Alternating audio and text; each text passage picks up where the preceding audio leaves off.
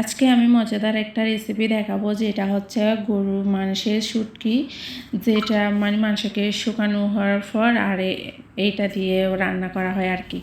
শুকানো মাংস নিছি, এখানে আমি মাংসগুলো একটু ভিজিয়ে ধুয়ে নিছি। ধুয়ে নেওয়ার পর আমি এখন এই গরমে পানি দিয়ে একেবারে জাল করে নিব নরম হওয়া পর্যন্ত।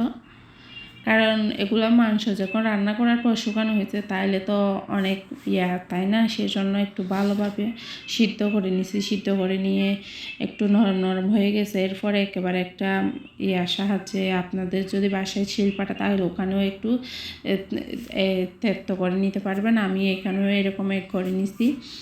যাই হোক, আপনাদের বাসায় যেটা বলো আর কি, আমাদের বাসায় আরেকটা বলে।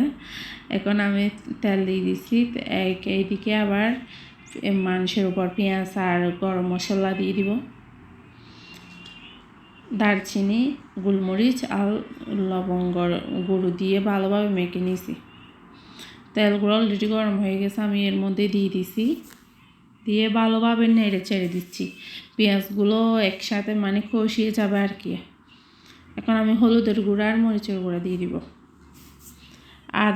আর রসুন বাটা হাফ চামচ, আদা বাটা হাফ চামচ, ভালোভাবে নাড়ে ছেড়ে দিব। এখন আমি এমনি জিরার গুঁড়া দিব আর গরম মশলা দিব, যেটা মাংসের মশলা।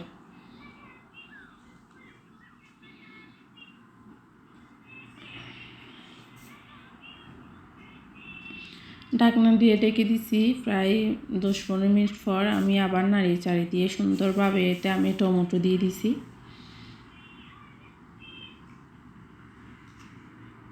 আবার একটু করে গরম পানি দিছি, বেশি দিই নাই, অল্প পরিমাণে গরম পানি দিয়ে দিছি। দিয়ে ভালোভাবে রান্না করে নিব। অল্প মিডিয়াম আঁচে দিব, প্রায় 15 থেকে 20 মিনিট পর্যন্ত রান্না করতে থাকবো।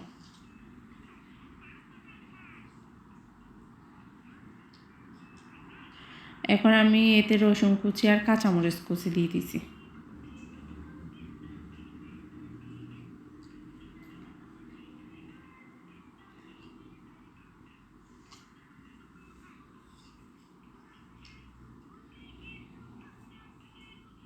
অলরেডি হয়ে গেছে। এখন আমি এতে দিয়ে দিব ধনিয়া দিয়ে আমি সুন্দর করে আবার নাড়ে চাড়ে দিব। তখন আমি নামিয়ে নেব।